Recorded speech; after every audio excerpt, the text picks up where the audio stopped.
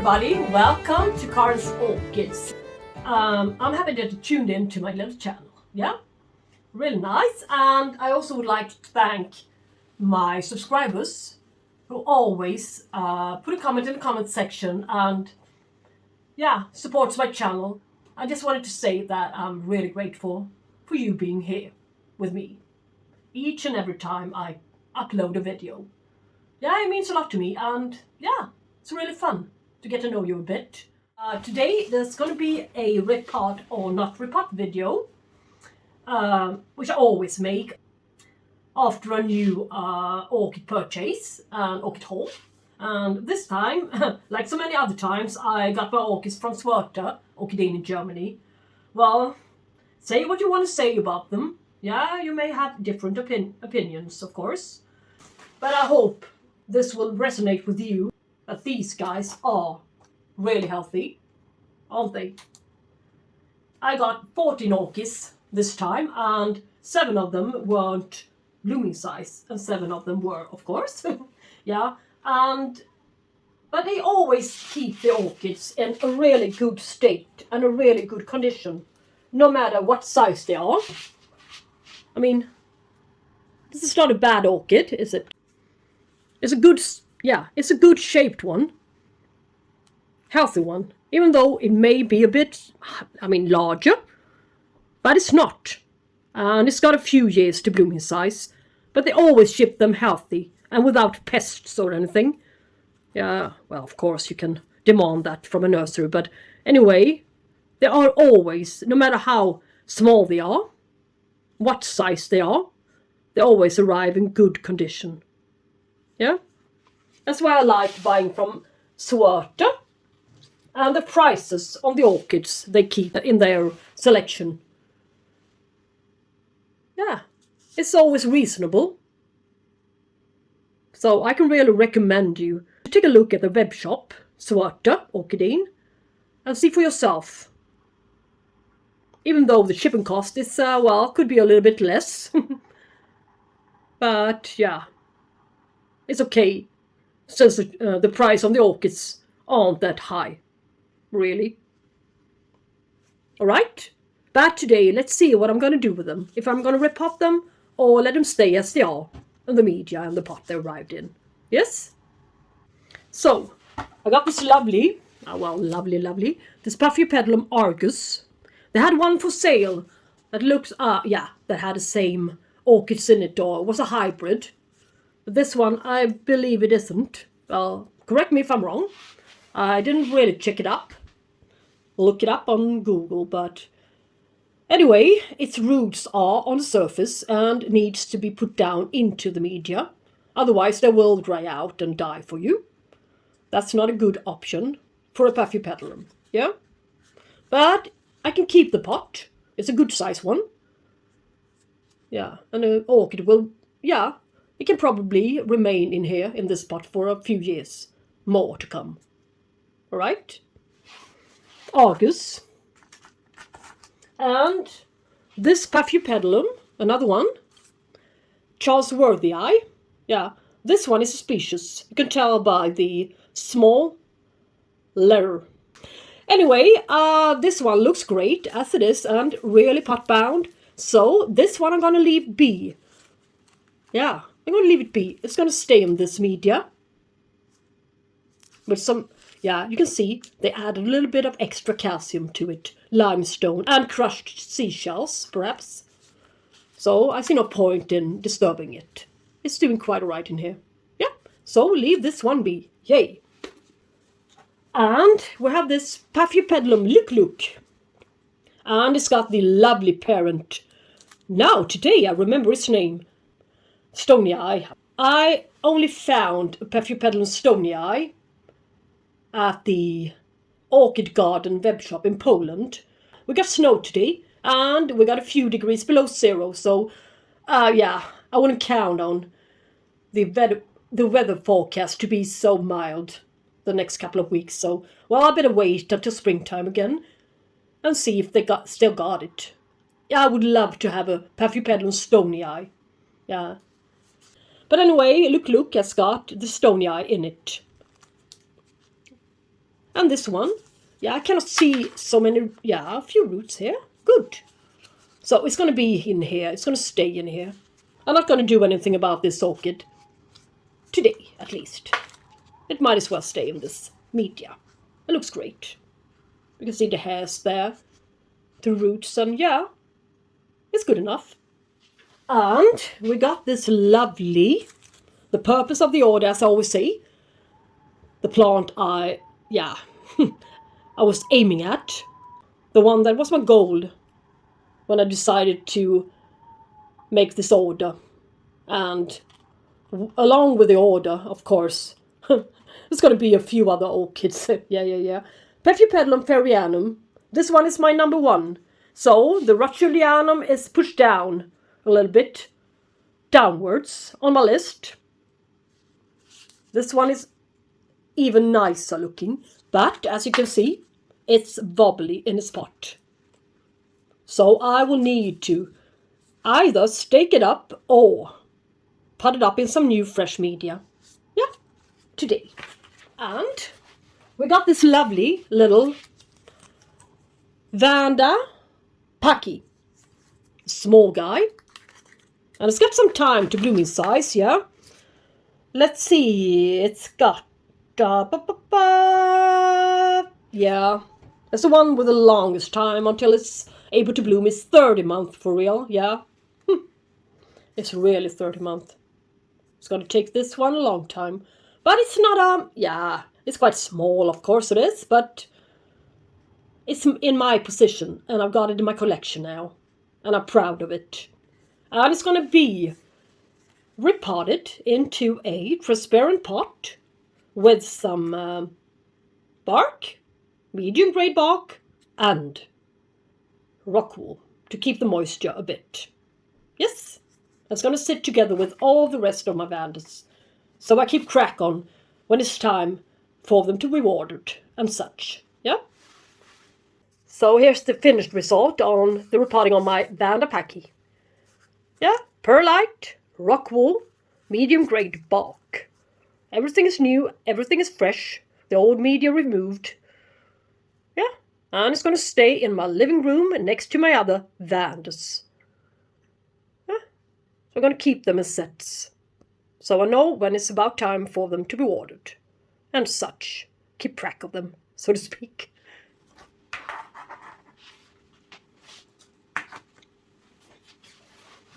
And here's another one, another great one. It's a Paphiopedilum Hynaldianum times Michael Kopowicz. Well, this one is established in a spot, and it hasn't been pushed around during transport, so it's still stable and not wobbly. And the roots are pot bound in this lovely, lovely transparent pot. And as you can see, a bit of extra calcium to the media. Yeah? So they didn't cheat at the nursery. Yeah, I didn't expect them to. They always have the best of Paphiopedilums at Schwerter. Yeah. In really small pots. To make the green-leafed ones dry out a bit before they are watered again. Yes. Really nice. Now, I'm going to leave this one be. No repotting on this guy today.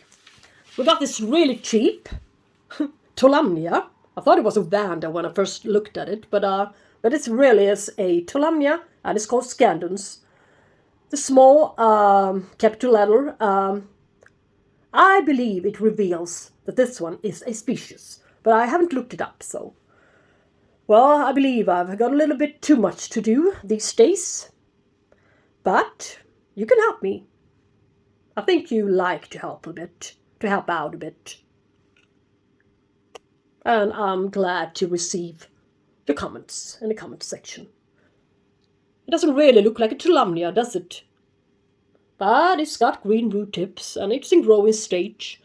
And this one will be potted up. Yay. And for the Tolumnia Scandens, it's going to be like this, in this pre-wet clay pot, a little bit higher clay pot, Yeah, it's actually for roses growing roses, but it's been sitting in water for 24 hours at least, or even 48 hours, in order to make the pores take up as much moisture as they can. Yeah, so it won't be too dry. And now this little guy is going to sit here without any media in particular, except for a few pieces of rock wool that I'm going to put to the sides just to stabilize it a bit so it stays a little bit more in place. But no organic media to it. So I added, just as I did for my large Tolumnias in my Tolumnia reset video, not long ago, 1 week ago perhaps, yeah. I put a bit of lacquer beads to the bottom and added some rock wool to the top, to the surface, to make the surface a bit more damp. Yes? So this is how it's going to be for this guy. It's not going to be bare-rooted. No, not this one. It's a far too wobbly one. Needs to be stabilized a bit.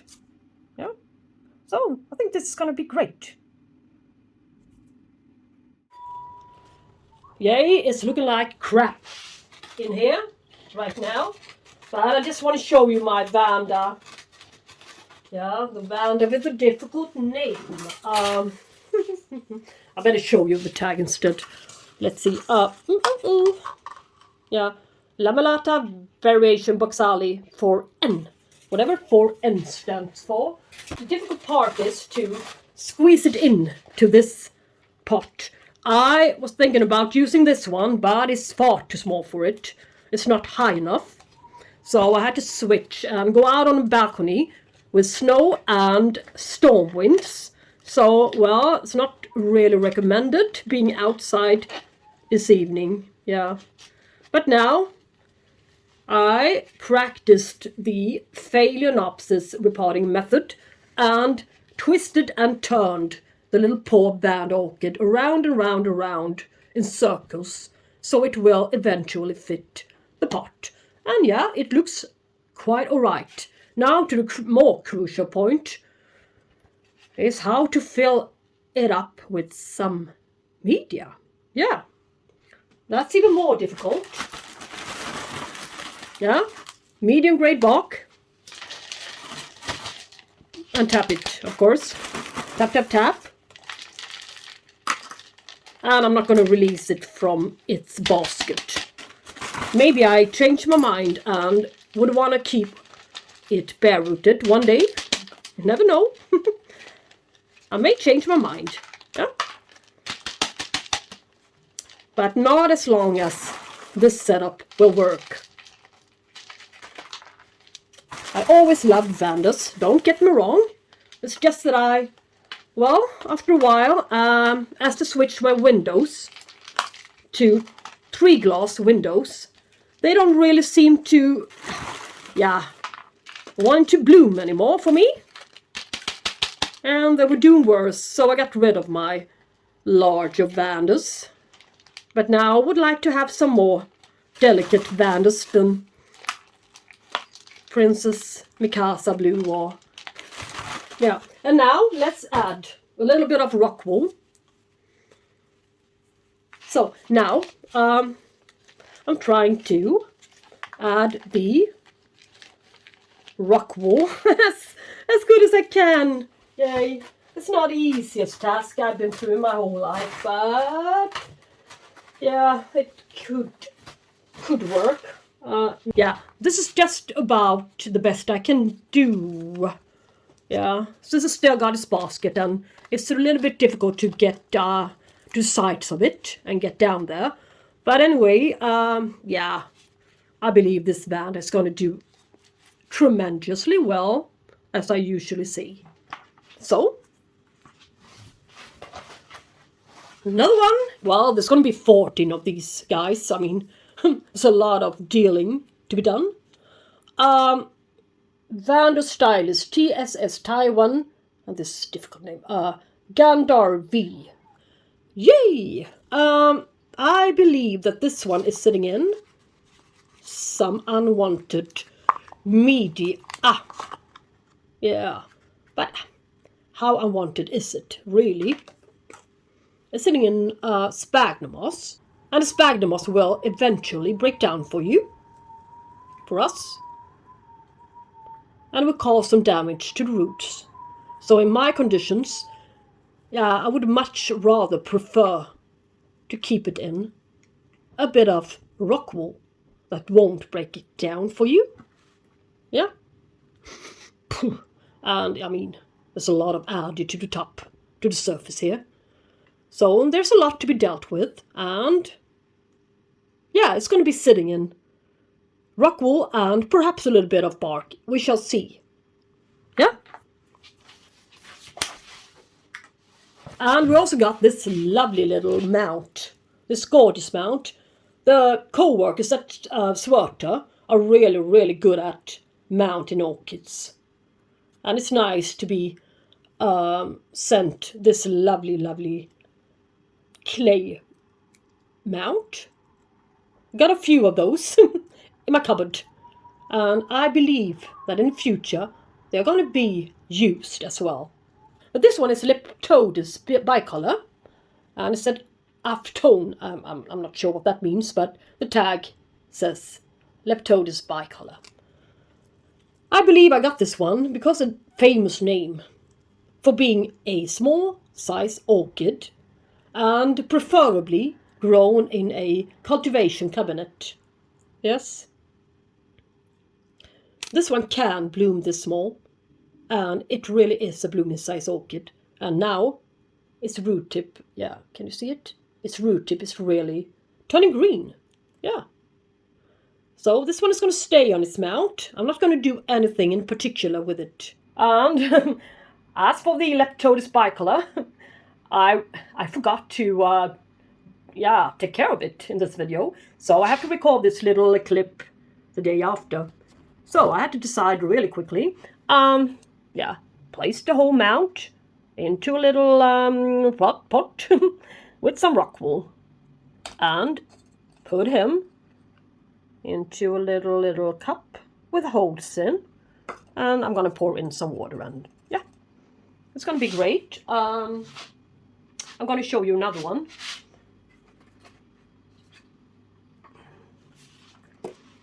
Yeah, it's going to be just as great as for this one, Angoricum aeliifolium.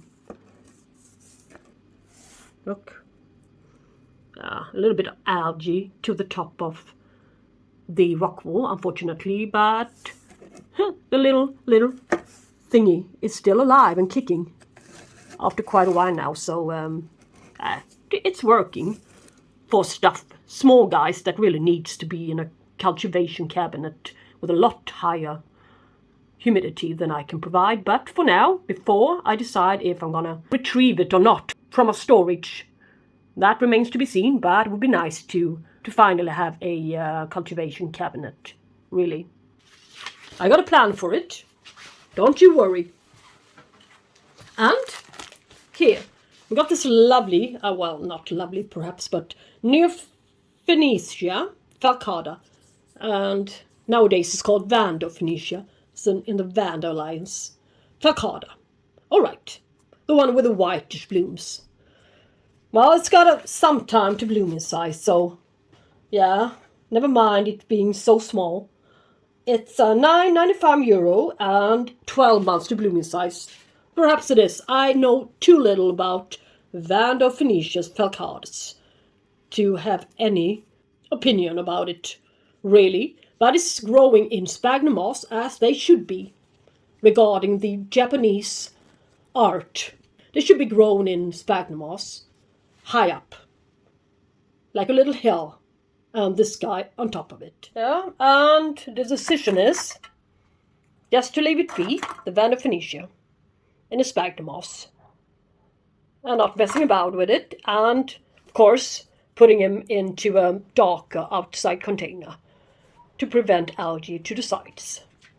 And into this little plastic container, and yeah, put amongst my seedlings. And I guess this video is gonna be far too long to say in one piece.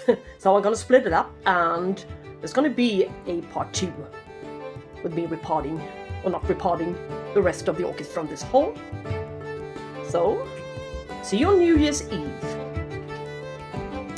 And as always, if you like this video and want to see some more of this content, please hit the subscribe button and, well, why not the like? Hit the like button as well. It's really appreciated. So thank you all for watching, and talk to you soon, guys. Bye bye!